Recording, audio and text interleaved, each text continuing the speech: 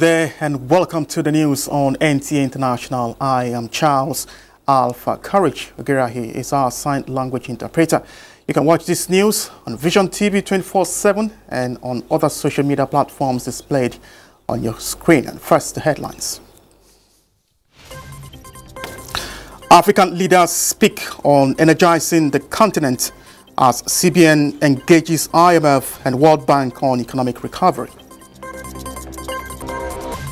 President of the Senate, Pavilion, seeks parliamentary collaboration with Serbia Parliament. And arraignment of former Kogi State Governor Yahaya Bello, federal government frowns at obstruction of EFCC.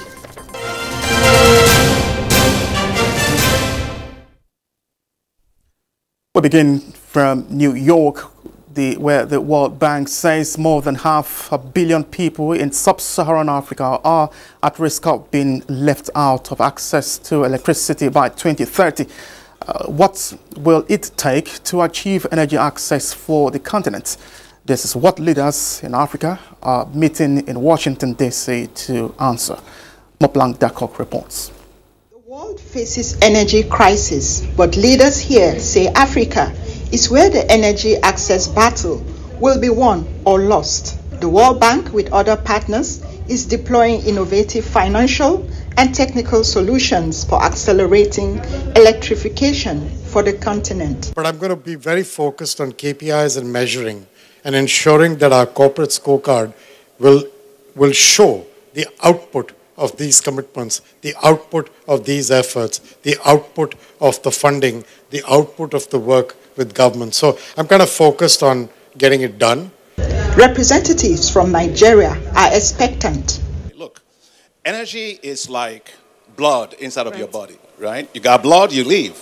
Economies thrive on energy, right? There's a direct correlation between the GDP growth you're going to have with the amount of energy you are able to develop. In Keto Electric today, we're already partnering with about 17 off-grid solution providers. And I know a lot of the other utilities in Nigeria are doing same.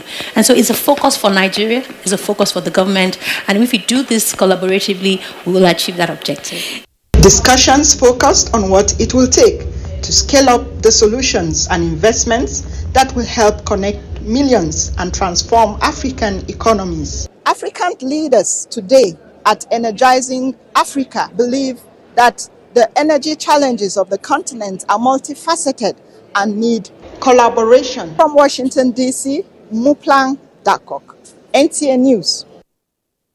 And still in New York, the Nigerian Central Bank Governor Olayemi Kaduso says the Apex Bank was not using the country's foreign reserve to strengthen the naira.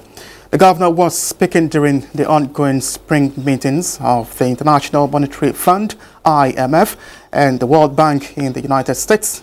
Kaduso emphasized that the naira is performing independently in the foreign exchange market, driven by principles of willing buyers and willing sellers. Addressing the depletion of foreign reserves, Kaduso attributed it to the settlement of the country's obligations rather than a deliberate attempt to defend the naira.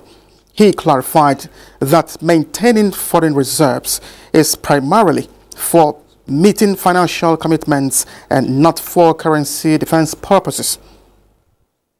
Operates on its own, willing buyer, willing seller, and price discovery. That's where we're going to. The shifts you've seen in our reserves has really, little or nothing to do with defending any naira, and that's certainly not our objective. Furthermore, Kaduso highlighted the cooperation between the Central Bank of Nigeria and fiscal authorities, stating that issues such as food inflation and ways and means financing are being addressed collaboratively. He underscored the importance of effective communication to manage public expectations and foster confidence in the Nigerian currency. The governor outlined recent monetary policy measures, including a significant increase in the monetary policy rate aimed at stabilizing the economy and moderating inflation. Despite facing initial challenges, Kaduso noted positive outcomes, with the naira transitioning from the worst performing currencies to the best performing currencies globally within a very short time. The head of state and government of the 27 EU countries meeting for the second day, with the day's talk set to be dominated by how to stem the bloc's economic decline and prevent it from falling even further behind China and the United States. Comfort Fashion completes the report. The European Union must act fast or risk falling behind the economies of China and the United States. EU leaders deliberated on this as they headed into summit talks on how to leverage the bloc's huge market to stem its decline. From supply chain disruptions following the coronavirus pandemic to an energy crisis after Russia's invasion of Ukraine, Europe's economy is yet to recover from a series of major back-to-back challenges. The European Commission said the clean energy and digital transition that Brussels has made priority in the coming years will require additional annual investment of nearly 620 billion euros. The debate also comes as the EU seeks to define the strategic priorities for the European Commission's next 5 years mandate following elections across the bloc in June. That the European Parliament will work with all authorities, all member states, as we've always done, in order to make sure that these elections, our democratic institutions, do not fall victim to any attempts. The EU has a population of 450 million and is home to some of the world's biggest economies, including Germany and France. However, it is fast losing ground on innovation to other global powers. Unofficial EU data shows the bloc's economic stagnation has lasted more than 18 months, while the United States grew by 2.5% and China by 5.2% in 2023. Eurostat data last month showed the EU economy only grew by 0.4%. Comfort Fashion, NTA News. In Serbia, President of the Senate Godswill Pavilion is seeking parliamentary collaboration between the Nigerian Parliament and its Serbian counterparts. Pavilion at a meeting with the President of the Serbian Parliament, MS Ana Brnabić in London, extensively discussed issues of mutual interest to both nations and how to improve parliamentary collaborations between Serbia and Nigeria. The meeting, which was at the request of Ms. Brnabić, also discussed matters relating to the international parliamentary unions. Senator Pavilion was recently elected into the executive committee of the IPU, a role he has been playing successfully in the last few months, specifically his thought-provoking appeal on the needless bloodletting in Gaza and the call for a ceasefire at the just concluded meeting of the body in Geneva, Switzerland. The Nigerian federal government restates its commitment to promoting a booming global creative economy through arts and culture. The Minister of Arts, Culture and the Creative Economy, Hannatu Musawa, stated this in Venice at the opening of the Nigerian Pavilion at the Rio Terra Canal. Musawa says the ministry is collaborating with stakeholders like the Museum of West Africa Arts MOA to facilitate investment in the arts sector. She says Nigeria needs to be creative in her approach to facilitating investment in arts and culture, stating that government committed to working with private sector institutions and foundations such as MOA to see the Nigerian military as a shining example of what can be achieved by such partnerships. This is Nigeria's second participation at the Venice Biennial. The governor of Edo State, Mr. Godwin Obasekin, Nobel Prize winner Professor Wale Soyinka, Adria Emefele, Curator, Nigeria Pavilion, and Philip Iheanacho, Director, Edo Museum of West Africa Arts MOA. Trust were among the Nigerian dignitaries at the opening of the World event. The Venice Biennial, which is in its 60th edition, is a global celebration of creativity and cultural exchange with renowned artists, curators, collectors, and arts enthusiasts from every corner of the globe in attendance. Italian Minister Antonio Tajani opens the G7 meeting of foreign affairs ministers holding on the Italian island of Capri. The meeting centers on themes that touch on the war in Ukraine and the tensions in the Middle East exacerbated by the war in Gaza. Comfort Fashion has details. Israel's war in Gaza in its 6th month now. Tehran's attack has added a new element of urgency to the 3-day meeting of foreign ministers from Britain, Canada, France, Germany, Italy, Japan and the United States gathering on the island of Capri. The group of 7 foreign ministers are now topping the agenda with calls for new sanctions targeted at Iran over its attack against Israel and more aid to Ukraine to fight Russia's war. We have to support Israel strongly. European Foreign Policy Chief Joseph Borrell at a press conference in Capri, Italy, ahead of a Foreign Affairs Ministers meeting, said quicker decisions must be taken to avoid incubating war in the Middle East. I don't want to exaggerate, but we are on the edge of a war, a regional war in the Middle East, which will be sending shockwaves to the rest of the world. Oggi affronteremo I temi più delicati all'ordine del giorno. Italian Foreign Minister Antonio Tajani in a statement said that Italy supported targeted new sanctions against Iran, specifically against the makers of drones used in the weekend attack and others launched by Tehran-backed militias in Lebanon, Gaza and Yemen's Houthi rebels. British Foreign Secretary David Cameron also argued that Tehran was orchestrating so much of the malign activity in the region, from Hamas in Gaza to Hezbollah in southern Lebanon to the Houthi rebels in Yemen, who are behind attacks on shipping in the Red Sea.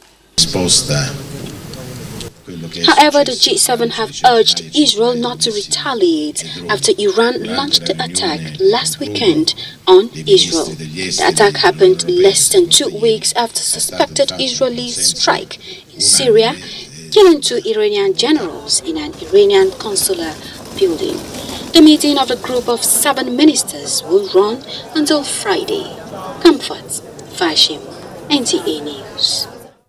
And back on the shores of Africa, the steady decline in piracy and other crimes in the Gulf of Guinea for the past 5 years is exciting ECOWAS and the Economic Community of Central African States. The 2 regional bodies are now pushing for a review of the Maritime Security Code of Conduct to further strengthen the operations of the Inter-Regional Coordination Center to completely rid the maritime domain of criminality. Calvin Ibnaya reports. For high-stake attacks on ships by criminals. With the help of partners, ECOWAS and ECA's joint maritime security efforts in the past 5 years have recorded appreciable success in securing the busy route. Between 2023 and first quarter of 2024, only 15 attacks were recorded with minimal impact, a situation the regional blocs are happy about. This meeting of the heads of institutions of the Inter-Regional Coordination Center is to review the progress made so far and evaluate financing model for the center and collaboration with partners with a view to identify how to make the work of the center more effective. The Coordination Center has attracted the interest of many development partners. We appreciate the G77++ friends of the Gulf of Guinea, the European Union, the German federal government, and the Chinese government for their different support and assistance. All these communities also have a regional agenda to continue to implement, but the meeting is trying to find some alternative solution on mobilizing additional resources from partners, but also ensuring that the commitment taken by the regional organization on behalf of the member state be fulfilled. The ICC was inaugurated in 2013 with headquarters in Yaoundé, Cameroon. It has the mandate to develop a unique strategic framework to deal with criminality at sea, ensure safety and security, working closely with maritime law enforcement in member states of ECOWAS and ECAS. In Abuja, Kelvin Ewunwaye, NTA News. This is the news on NTA International. We'll take a quick break now. More reports ahead. Stay with us. I don't know what your dream is. To live your dream requires unwavering passion. But if your passion burns true, you will defy the skeptics. And captivate countless souls. It's 1,000% yes. The world will never be the same. That is how you do it. Because you dared to dream. This is Nigerian Idol. Catch the premiere of Nigerian Idol Season 9, starting 21st of April, 7 p.m. West African Time. Nigerian Idol, exclusive to DSTV and GoTV. Nigerian Idol is proudly sponsored by Techno, Stop at Nothing, and Biggie, for every moment. The absence of the former governor of Kogi State, Yahaya Bello, has stalled his arraignment in the over 80 billion naira alleged money laundering case involving the defendant. The matter slated for arraignment before the Federal High Court Abuja Division is being prosecuted by the Economic and Financial Crimes Commission on behalf of the Federal Republic of Nigeria. Judiciary correspondent Austin Anyebe reports that Yahaya Bello's arraignment is coming on the heels of a warrant of arrest and enrollment to the EFCC. The efforts of the prosecuting authority to secure Yahaya Bello's arrest in Abuja was thwarted. Yahaya Bello's arraignment is coming on the heels of a warrant of arrest and enrollment order granted to the EFCC by the Federal High Court sitting in Abuja. Though the defendant was not in court but had a legal representation in Abdulhab Ahmed, Senior Advocate of Nigeria. The Defense Counsel told the court that there was an ex parte order restraining EFCC from arresting and prosecuting the former governor of Kogi State, as granted on the 9th February 2024 by a Kogi State High Court. The order, he said, has been appealed against at the Court of Appeal, frowning at another order obtained by the EFCC from Court of Co-Equal Jurisdiction. He went further to say that, going by the judicial process, the Federal High Court lacks jurisdiction to hear the matter. But counsel to EFCC, Kemi Pinero, Senior Advocate of Nigeria, as the prosecution counsel said, the order obtained on the 17th April was a different one, which empowered them with warrant of arrest, on which the security personnel laid siege at the defendant's house before a governor with immunity came to whisk him away. The prosecution counsel contended that the defendant's counsel, having announced appearance for the former governor, should accept service on his behalf. Counsel to the EFCC held that if the former president of the United States of America, Donald Trump, could appear in court for trial in person, there was no reason why a former governor would be dodging arrest and subsequent arraignment. Having heard arguments from parties, the presiding judge, Justice Emeka Nwite, adjourned the matter to 23rd of April 2024 for ruling. The court order is for its production on the next adjourned date, and the state will ensure that it's produced in court. Section 12 of AJA also allows a law enforcement agent to break down any premises where a defendant may be hiding.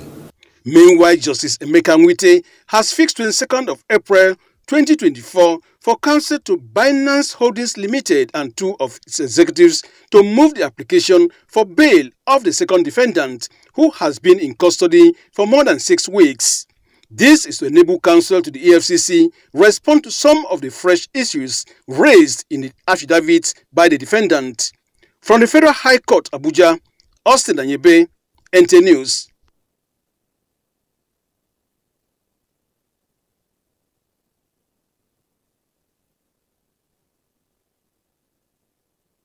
CC head of media and publicity disclosed that Yahaya Bello is wanted in connection with an alleged 80 billion naira money laundering matter pending before the Federal High Court in Abuja.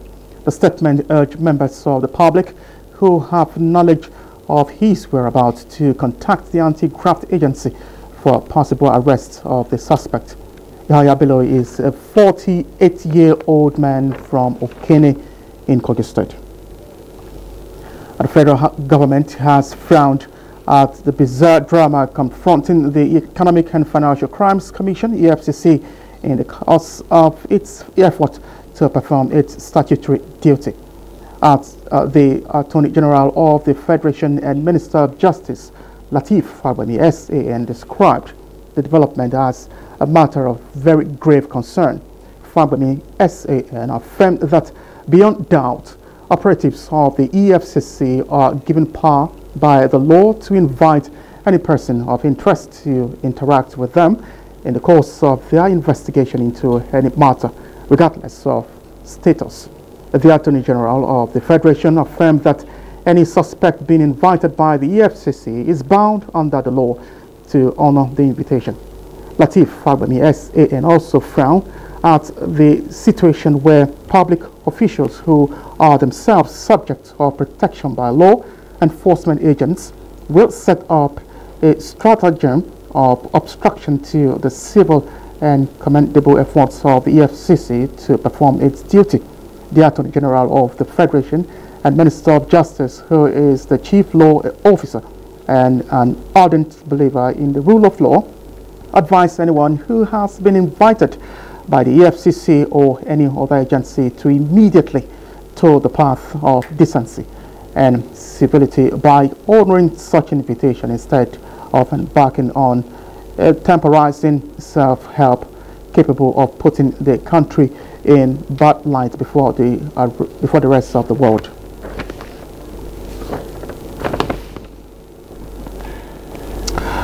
All right, the National Biosafety Agency says the on-the-field trial of maize rumored in some quarters to be available to farmers and in the Nigerian market is completely false and should be disregarded, with the variety still being rigorously evaluated through risk assessments and regulatory process before its approval.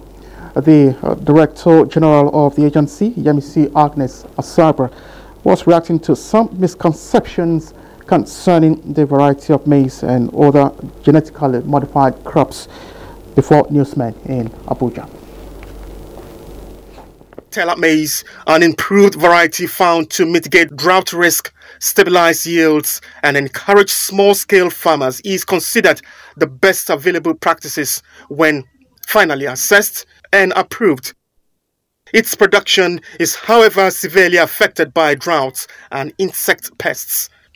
While the benefits and risks associated with maize are currently being assessed by the Nigerian Biosafety Management Agency and other scientists, the reports that maize is now available to farmers in Nigerian market and causes cancer, the Director General, Yemisi Agnes Asabra, says is misleading and reaffirms Nigeria's government stance on due diligence before releasing such genetically modified crops to the Nigerian agricultural landscape.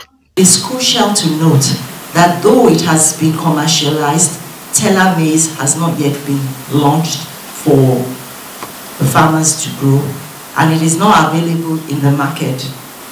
And this demonstrates our commitment to thorough scrutiny and due diligence.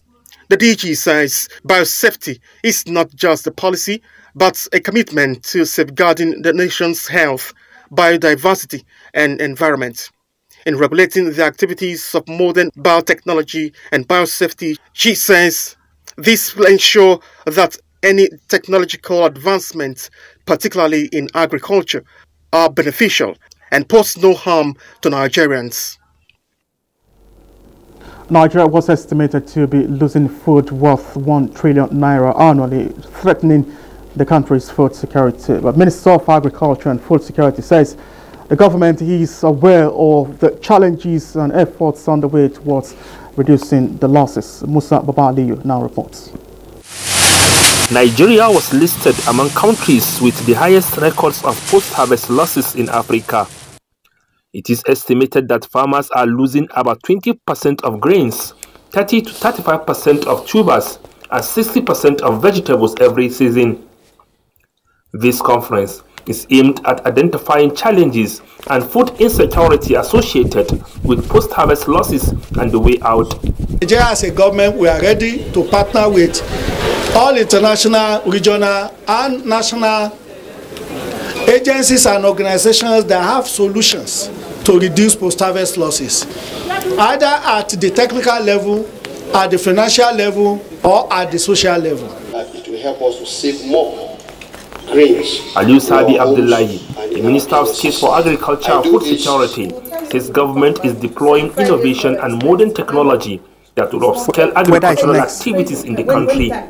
Donor agencies, including IFAD, IITA and USAID, have pledged to support Nigerian farmers with technical know-how on pre- and post-harvest management. Musa Baba Aliyu, NTA News. General Nigerian Customs Service Adewale Adeni says the service is fully implementing the Export Prohibition Acts in the area of food exportation and importation in order to ensure food security as well as boost the federal government's economic recovery initiatives. This came to the fore when the Comptroller General paid a courtesy visit to the Director General Voice of Nigeria, Jibrin Baba Ndache, at VON's headquarters in Abuja. Chukunonso Mwabezi reports.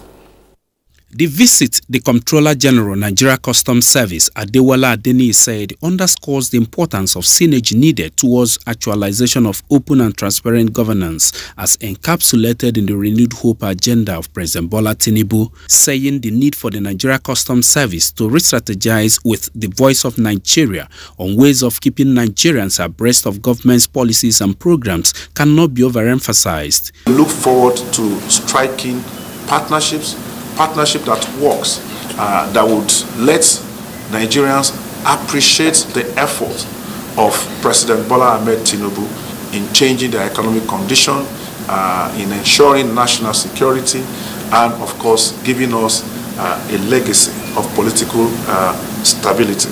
The Director General Voice of Nigeria, Jibrin Baba Ndache, while expressing his agency's willingness to deepen collaboration with the Nigeria Customs Service, expressed optimism that VON's transmission in 4 indigenous languages will aid customs outreach programs in local languages geared towards tackling smuggling and other illicit businesses at border communities.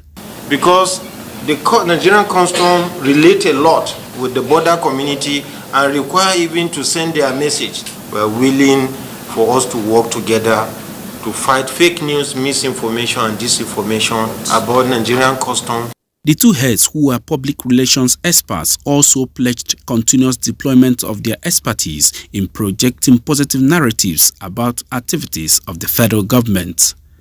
Chukunonso Mwabezi, NTA News. Next is our weather report for Friday.